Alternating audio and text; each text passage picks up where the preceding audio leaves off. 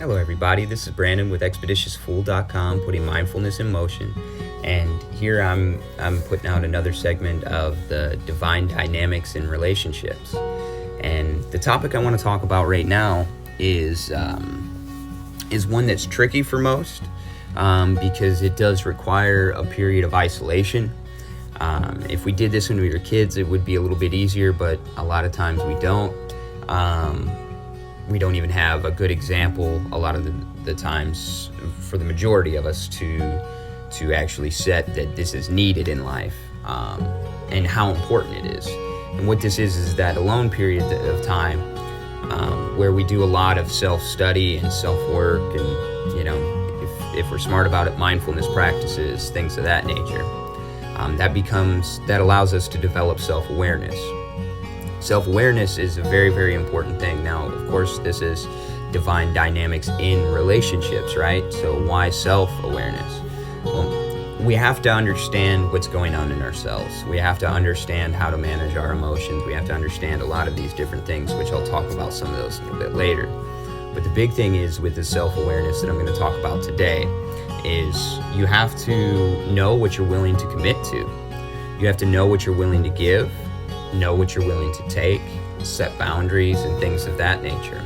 You can only do this through self-awareness. And a question that a lot of times we don't often ask ourselves, and this leads to, either emotional burnout or resentments or things like that, is how much are we willing to spend, right? We all have goals. We all have things that we're trying to accomplish. We've got things that are in the works. If we are self-confident individuals, self-aware individuals, we have our own purposes and things like that we have. So therefore, you have to decide, how much you're willing to put into the relationship, and not, willing to settle for and okay, well, I'll swallow this pill. No, that'll turn into resentments later. Really being true to yourself. How much are you willing to spend in that commitment? And that also, helps determine congruency of the relationship.